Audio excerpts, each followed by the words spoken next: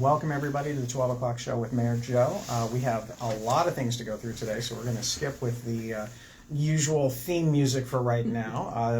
But joining me today is Reynoldsburg City School Board Vice President Jeni Quesenberry. Jeni, thank you for coming. Oh, thank you very much. Appreciate it. Didn't have a long walk across from the street, no, did you? No, we did not. Yeah. At least it's not raining now, and it was snowing a little bit earlier, but it's cold. It's cold, but snow's different than rain. If it's raining, true. That's a whole other thing. So we're going to jump right in. We do have a number of questions that were submitted by everybody, and then I have my questions of myself. So there's going to be a lot of questions that I have are also questions that everybody else has. So Can I also add too? I want people to know that yes, I have notes, and I have notes because there is so much information. I don't want to give out misinformation. No. I also brought Valerie, our Executive Director of Communications.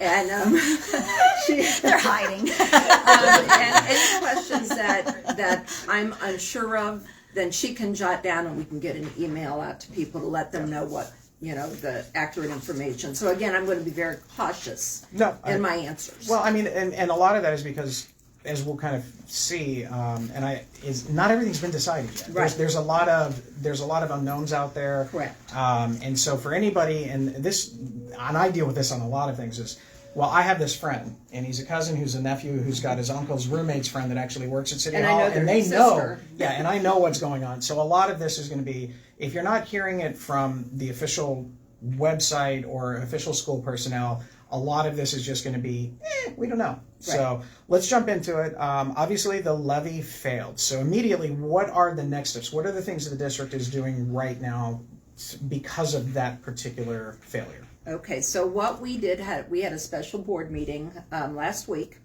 and Superintendent Reed went through and had each of her departments look at areas that could be cut. Some of it was little tiny bits of money that people would think wouldn't make a big deal. But when you add everything up together, we have to cut $8.5 million. No question, period. That's what we have to do. So they have started that. Nothing has been set in stone at this point because the board still has to vote on it. And that probably won't be until, I want to say maybe February. Okay. So that's kind of where we're at right now. All right. So that's the next steps. Obviously, another question becomes is, will there be another levy? Obviously, the quick answer is I'm sure there's going to be. So then the next real question is, okay, have you guys had discussions about when that possibly may happen? Mm-hmm. We have not, again, set anything in stone. I would say May is probably not going to happen, but again, we've not voted. What we know is the residents made a decision. The decision was to not give us vote for the levy. Some of that, I think a large majority of that was personal funds. People had to look at, we had a Troy Township levy, we had the CODA levy, those both passed, and they can't afford another piece to it. So, we have to accept that. We won't have an August levy was suggested, but that has to be, I believe, an emergency type of thing that we don't qualify for to do in August. So if it were to happen, we would either do May or November. Only the state of Ohio can request an emergency levy in August after they said we're not supposed to do those anymore, but I digress. So then the other question obviously goes into this. We know that there was a bond issue a number of years ago for another middle school, and I realize that there's a lot going to it. Has any discussion been about that? Because I mean, while they're not mutually exclusive to each other, there is a relation. Yeah, absolutely. So any discussions on a bond issue at this point in time, or is now just primarily the focus on the operational part? Right now is the focus on the operational part, and it's sometimes hard for people to understand that we have to have the operational part in order to maintain the operation of the district. The bond levy would maybe give us money to build a building, but then we still need to have an operational levy in order to staff that building. Yeah, and you cannot mingle those funds. No. There's one silo for this and one silo for that, Correct. And you cannot mingle.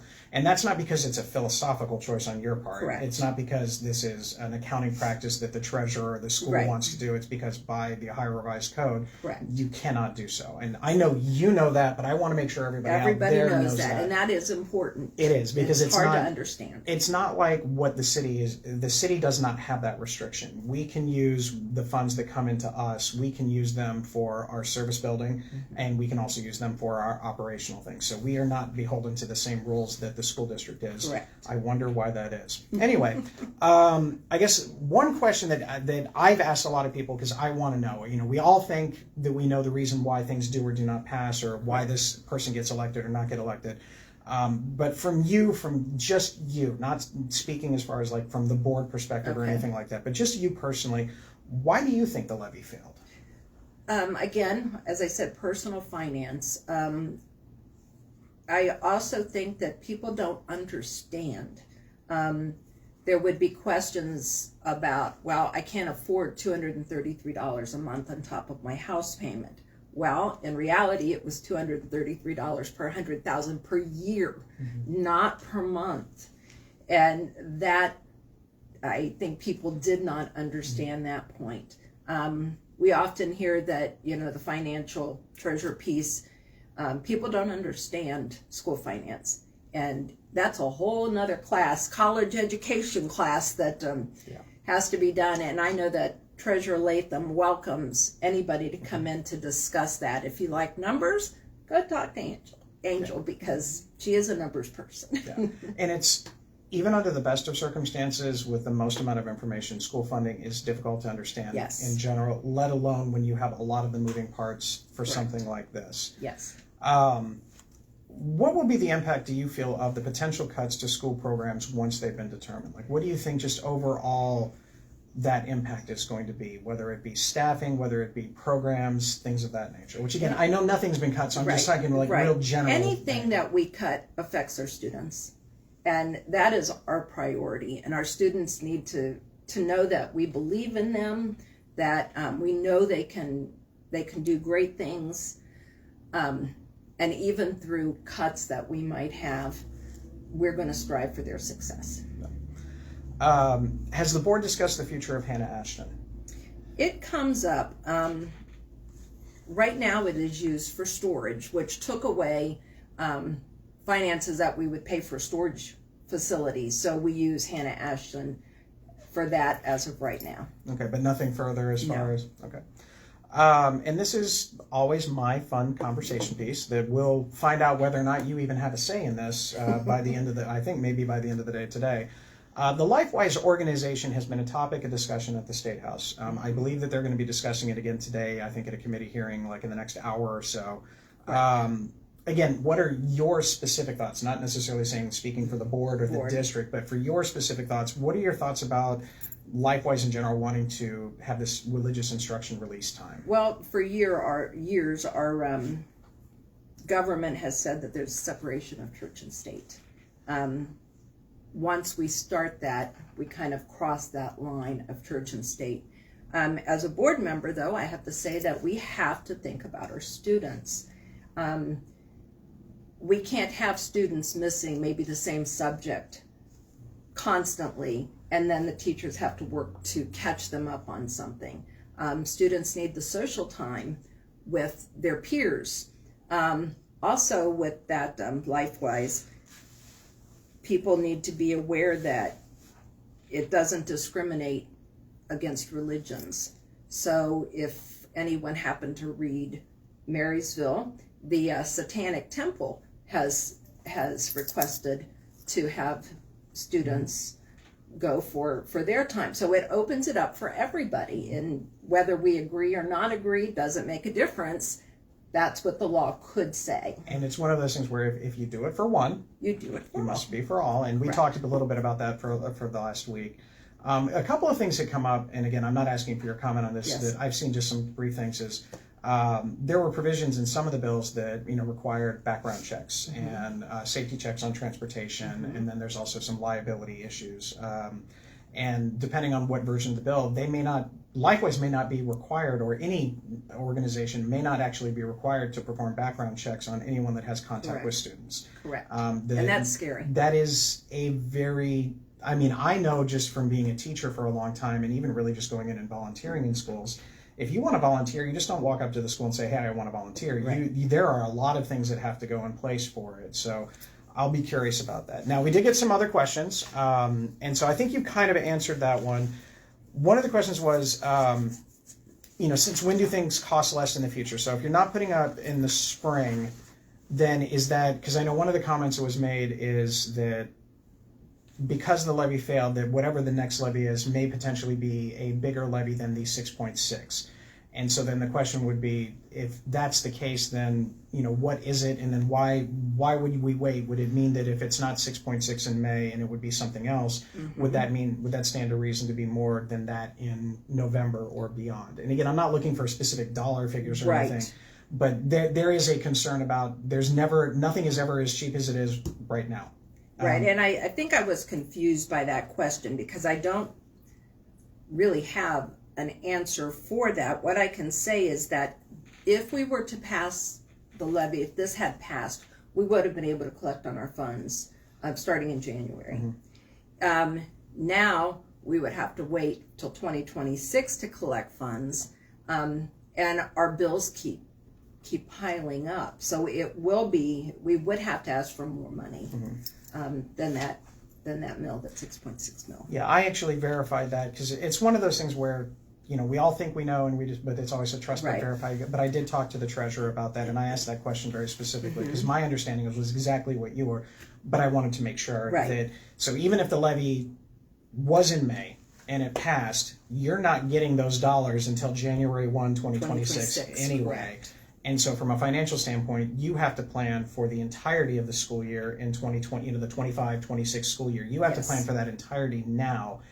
While it would be wonderful to sit there and say that second half of the year would be different, you can't guarantee. Correct. So that's something that I'm glad that a resident asked.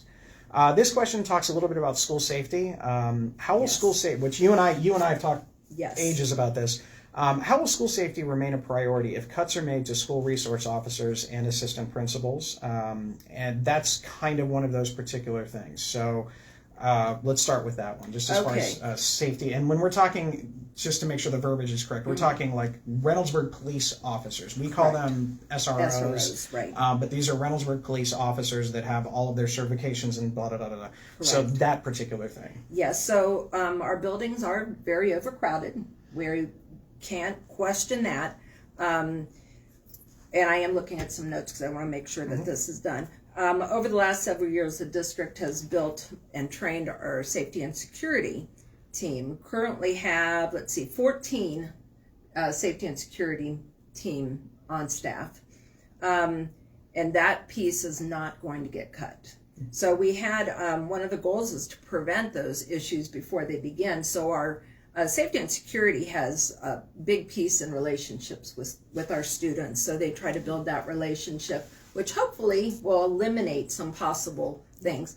However, we know kids being kids, there's going to be issues. It's a no-brainer. It happens here. It happens in Upper Arlington. It happens everywhere. Kids are kids. We're not going to be reducing that safety and security team. What is being proposed are the two police officers that currently rotate between the buildings as needed. The Reynoldsburg police will still be available. If we have an issue, we will still be able to call and have our response with the police. However, we have to look at doing what we have to do to make some cuts. Again, it's possible. It's not a definite. Yeah, nothing's been decided. Correct. And again, I think you kind of touched on this a little earlier on while the directors kind of went through, the cabinet went through their specific things. This was a question that kind of is like, how will cutting language offerings, which again, in the grand scheme of a 90 some odd million or 88.2 million or $82 million budget, it's a relative drop in the budget. How will cutting languages actually help keep schools competitive? We won't be cutting our school languages, that French, that Spanish piece. There are some state mandated languages that are programs that have to be offered.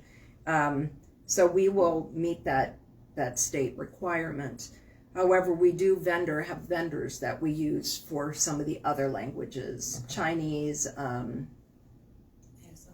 ASL, thank you.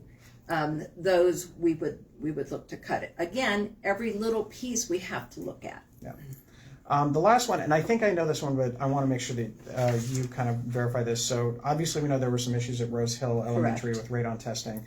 That was one of the things that was brought up. So the radon testing and mitigation is a must for the health and staff of students. How will cuts in that affect the health of the community? Was it cuts to the radon testing for Rose Hill or everywhere else, or all things altogether? Right now, Rose Hill is being taken care of. Okay. Everywhere else we will look for, let's see, I'm going to make sure I've got that right. Future testing, we'll continue working with the state and county health departments. Okay. To ensure that we are meeting those standards. Okay, that's what my impression when I was at the meeting, that was what I thought, right. that Rose Hill was its own separate entity in this. I just wanted to make sure, but I didn't want to speak before I knew. Right. All right, so last set of questions, and these came in late, so we're not going to, I don't know if we're going to get to all of these. This is from a wonderful resident that does, very involved, always likes to ask good questions. And some of these you may be able to answer, some of them not. How will the board be working with the district leadership team and communications to better communicate the academic progress of the district? So the board gets the information from our state report cards. Most of us agree, I can't speak for everybody, but that state report card is just a part of what our students do. So we do get that information. I know that the schools also receive their information. The residents receive information on that state report card. So we did hire a curriculum person. Mm-hmm. She is extremely knowledgeable, and she is working very hard to meet the demands that the state has said that we need to meet. So I think all of that information kind of goes together. I think the one thing that, and we've talked about this too, and this is not related specifically to the school district, this is related to the city, this is related to every school district. And it's also, if you really think about it, every newscast you've ever seen, typically the first stories are what? Yeah. It's the story, if it bleeds, it leads. They always start with the worst of everything. Yes. And the feel-good stories they're the 4 o'clock news. They're, the weekend news, yes. And I think that a lot of times it's really hard to sit there and get the words out about some of the amazing things our students do. Right. And it's not because you don't want to, it's because specifically, and we're talking like media, like 10 TV, to NBC, CBS, they don't always pick up on those. And I'm pretty sure that I've talked to a number of reporters, they would like to do those stories, but something more tragic horrible happens, and that's the more priority things. Well, I know that there was an additional question about how is it, let's see, what is necessary to get the district to tell more of its academic successes instead of its social successes. I think we need to look at the fact that so many of our social successes are academic successes. When we see our students who have on the robotics team, they're just not learning to code. I mean, there's math, there's reading, there's science, all kind of things wrapped up in it. Kids don't come in and say, I'm just going to code.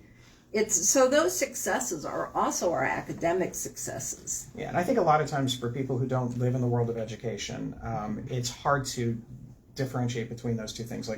And I'm not a big fan of the state report card. I think a majority of the state report card is two things. One, it is more about the socioeconomics of the district as opposed to the actual learning involved. And then the other part of it is, it's not disingenuous in how they label things, but we all know that when you look at a 4-star item, an item that has 4 stars or 5 stars, if it doesn't have 5 stars, it's not worth it. That's like the gut instinct. You look at a restaurant review, and if it doesn't have this high level, it's bad. But the reality is, when you look at the individual school districts and when you look at some of the various things, it doesn't mean that you're doing bad if you have 3 out of 5 stars, if you know what that middle star is. Right. But it's really hard to explain that in a quick session. So that's one of those things. All right, so we'll go for the next one.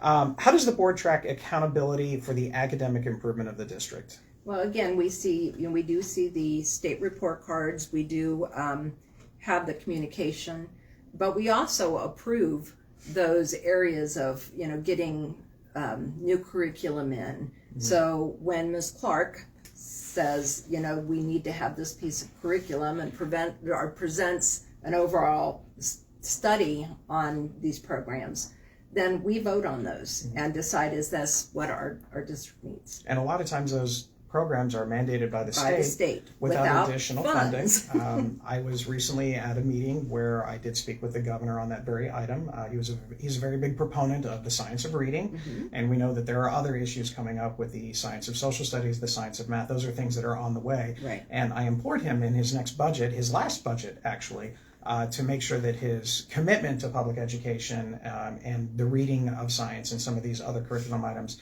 are supported by his budget, because I do truly believe that if you want to know the priorities of a budget or of an entity, whether it be city, state, local, school district, look at where they're spending their money, and then that's when you'll know where their priorities really are. Yes. What kind of success can the public expect from the board?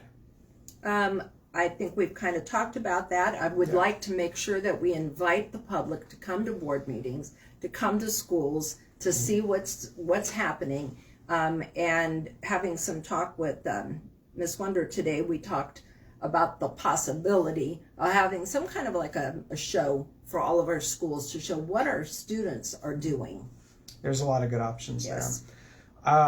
And then this one, I think there's a relatively easy question to answer because of what steps you're already taking. How yes. often does the board review the district's communications strategic plan or strategic plans in general? Right. Well, that's looked at pretty consistently. And we are now in the process of doing our next strategic plan. We met regarding that, looking at the steps. There will be a piece where the community is invited to also have that input.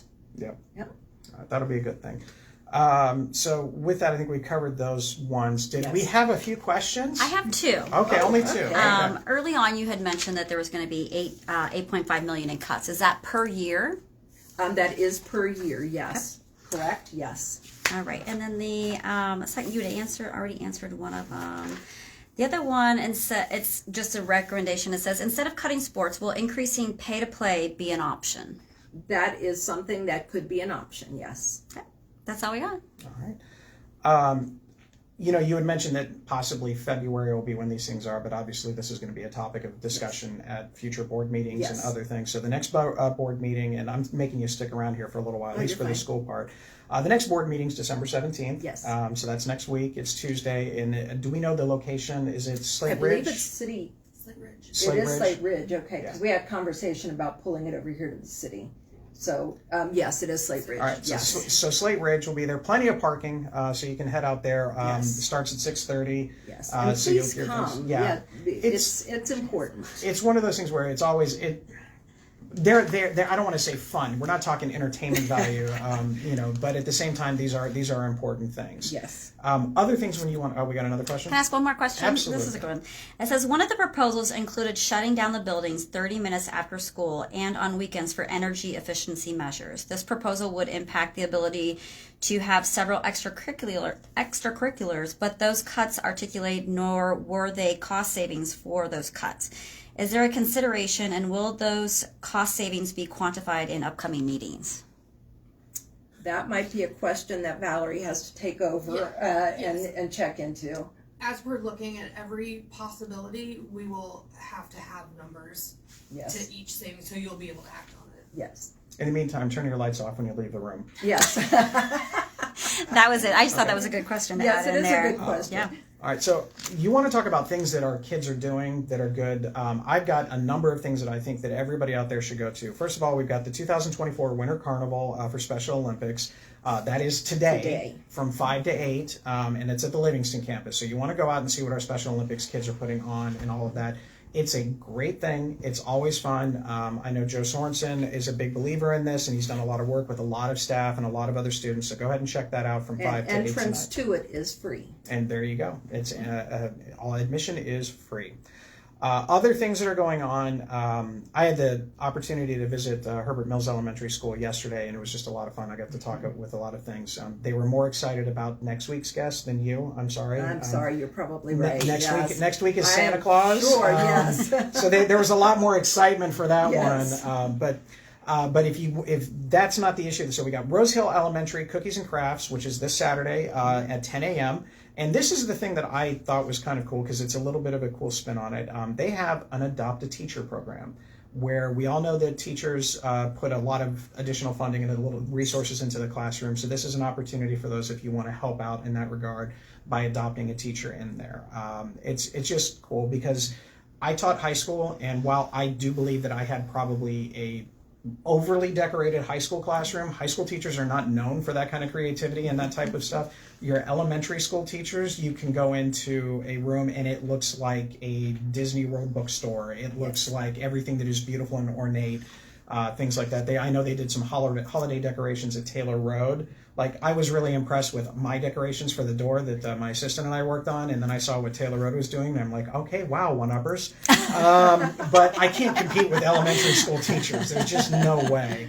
But we also have at Taylor Road Cookies with Santa this Friday at 6 o'clock. And then also on the December 14th, if you want to go ahead and put this up there just for, this is the Jingle Jazz. This is by the Drama Department. It's going to be out this weekend at the Livingston campus from 10 to 4. So if you want to take a look at what they've got going on at Rose Hill and then head over to the Livingston campus and support our drama department, that would be a great thing to do. Santa Claus will be there as well, and as often as you can see the big guy, that's always a good thing. Yes. So, any questions so far? Nope. All right. So, got some other cool things going on. So last night, and this is one of those things that was kind of an amusing thing, there were a lot of police cars. I was actually stuck in the middle of that, trying to get to the meeting. Yeah. So there was yes. a lot of police cars. And as we all know, sometimes on social media, they talk about, oh my goodness. So they ended up going to Meyer, and there was a post something about, don't go, there's like 8 Reynoldsburg police cars and all of this other stuff. That was actually our Shop with the Cop program. And there a lot of people commented under it. But usually when you see a big bus and you've got Christmas lights all the way decorated around it, that was one of those things. Mm-hmm. But it was a cool thing. You're going to see some pictures of that. A lot of this was done. I've been talking about community donations for the last couple of weeks, and they had the opportunity to go shop with some of the most amazing police officers in Central Ohio and really the state to go out and do some things to do that Shop with the Cop program. It was That's really awesome. Cool. The pictures are sweet. And it's just a good thing. And no, nothing horrible happened at Meyer. If you want to talk with some police officers, there's a great opportunity coming up on the 20th from 9 to 11. It's going to be Coffee with a Cop, and it's going to be at the Starbucks at 256 because everybody needs a little bit of extra caffeine around the holidays. So go ahead and check them out. And I do have some good news that I have to say is not official, but I don't care. So every year the city of Reynoldsburg has the opportunity to apply for what is called the Ohio Public Works Commission grant. And this is for our streets. So the Main Street project is helped with this grant funding. Wagner Road has helped with this grant funding. And we've had some really good success. We did not apply last year in 2023 because we were throwing everything into our Wagner Road project. However, we know that progress marches on and a lot of things are coming up. And so we will find out officially on Friday if we're successful with the Summit Road OPWC grant. So this will actually make improvements to Summit Road. The biggest improvement that we wanted there for a very long time is a traffic light at the intersection. That is a safety issue. There are too many kids coming in and out of that intersection and all of that. So a traffic light will be there if it's successful. And we will also expand the road. So it'll be 3 lanes from Main Street all the way right up to basically right just south of the elementary school. And so you'll have multi-purpose paths, street lights, things like that nature all the way in there. That is scheduled right now, if successful, to begin engineering next year with a potential construction date sometime in 2026. So Wagner Road should be completely wrapped up or wrapping up by the time that this Summit Road is. But if you think about it, we've addressed a number of roads in the city, and that is a huge artery that needs improvement, especially with some of the new construction and some of the hopeful restaurants and retail that are going on in that location. So tune in on Monday at our city council meeting to hear if we got the award, or tune in next week with Santa, because that'll be one. So we have that one. Wagner Road is still being worked on. Obviously, weather has been slightly less than cooperative, but We are working on the wing walls to make sure that the braces and the foundation of the bridge will be set, and then everything is going to get paved over. So we actually have a meeting tomorrow to figure out, all right, how many days are left before we can open that particular road up. So it's not too much longer. Beyond that, we've got some cool programs. Again, one of my favorite ones is the gingerbread house building program, because no matter how good or bad you are, you still get to eat the gingerbread house at the end of it. That is next Wednesday, the 18th, from 6:30 to 7:30 at the Senior Center. This weekend is the Pine Quarry Park Luminary Walk. It's at 5:30 to 6:30. I'm not going to be able to make it this year because, and this is kind of a brag, my son's graduating from the Ohio State University this Sunday. So we will be hopefully done with the graduation portion of it, because it starts at 2, but we all know how long that can be. But then we're going to go out and celebrate his accomplishment with, he'll be graduating with a degree in astrophysics, and he has his first real big boy job starting after the first year. So that's, yeah, he's going to, we're very proud of him, even though he really is probably going to hate that I even mentioned any of this. So that's that. The development update, we are going forward and talking with the youth athletic field and the restaurant and retail area right in front of, on the Main Street side by the Central Ohio Primary Care. We've got some good discussions about how that's coming along. We're going to meet with them and talk about what's there. We do know that there will be a restaurant on place, and there'll be a couple of other retail things. So you may see a retail sign go up there, and that's to find tenants for those particular buildings, and then the athletic stuff will go behind it. So that's some of the development news. Now, the rest of the development news is going to have to hold off just because of the simple fact that it's between Thanksgiving and New Year's is typically kind of a time where a lot of things shut down. So I don't know how much news we'll have for there. I'm going to bet I have a question. Do I have a question? You do. We have two, and they go together. One was talking about the sports facility next to COPC and updates on that. And then they were, sorry, I got to scroll through. Are there any plans for a traffic light by the cemetery and COP's facility on Main, or adding turn lanes? Yes, there actually is. So one of the things that we're going to do is once we get the design of how that building is going to come in, the question is going to be, where do you put that traffic light? Do you put that at Carlisle? Do you put it in between the Carlisle and Hanson so that way it has access to both sides? So I'm going to let people who are smarter than me figure out which is the most advantageous one, but there will be a traffic light on there, and we'll be doing some road improvements also to help with some of those turn lanes in and out of that location. That's it? All right, good. That's a really good question. That's one of those things that's there. I'm really excited about it. This is going to be a cool thing. We just got to make sure we get it off the ground. And like I said, I think we're going to find the tenants. I'm really excited about the restaurant. No, I don't know what it is. I just know that if you're building a youth athletic center that's going to have a lot of kids competitions and a lot of athletic events and things like that, this is probably not going to be Cameron Mitchell. This is probably going to be a little bit more Americana. That's going to cater to an age group and a palette that is as limited as can be. So, but there will be something there for everybody, I'm sure. Some other cool things coming up, which I hope you're able to join us. We have the Martin Luther King breakfast on Saturday, January 18th, so we're all good with that. Tickets are going to be out soon for the public. January. So in January. We also have a really cool thing with our Black History Month banner nominations. I have one nomination I have to get in myself, but we have a couple in there. So if there's anybody out there that you're interested in for that one, please do so. And do we have any last-second questions, comments? This will be the last one. Well, it won't be the last one. But the last one before we end the show. It says Hanson definitely needs speed bumps in that area. Have there been any talks about that? So we're working on a kind of a standard road program to figure out how to go about doing that type of thing, whether or not a road does or does not get speed bumps. We know we've gotten complaints about Hanson before. So the question is going to be, once we figure out what's going on as far as the establishment of that complex and what that looks like, then we're going to go through. Speed bumps are incredibly controversial. I can go walk down Hanson when it's warmer out and talk to every single person, and I'm going to probably find just as many people who want speed bumps as many people who don't like speed bumps. So there are some qualifiers for it, because from an engineering point of view, I need to make sure that if we're going to put speed bumps in, they have to be whatever that distance is between each other to make them worthwhile. But if I don't have the houses directly across from each other that are both willing to have a speed bump, then there is no speed bump. And that becomes a whole other issue. So that's why we look to have kind of a 65% passage rate on whether or not people want something there. That doesn't mean that we don't want it or that we won't do it. It just means everybody's going to have to agree to it, because there are other impacts on it. I will tell you what does not impact my decision on these types of things. I've talked with our safety forces, and that's not a priority. The fire departments that we work with and our police forces, they're okay with them because they know that for the most part they can clear those things relatively easy. The other thing is, while it is kind of briefly snowing today, we have not had like blizzard of 77 snow events that often. 78 was it? I keep seeing 70. I was 78 and we had the blizzard. All right, so 78. So that maybe it was both years. I don't remember. But we've all noticed over the past, say, 5 or 6 years, we are usually only getting our plows out 5-6 times a year, and so it's not a lot. And so I don't think that if you take 365 days a year and you take 5 of them away for snow plowing, there's still 300 other days that are going, 360 days that are going on where you need to make sure you work on that traffic management. One thing that would be really nice for everybody, and I know no one who's watching speeds, but how about not speeding in residential neighborhoods? That would be a good thing to do. You know, if you need to get somewhere on time, maybe leave just a smidge earlier.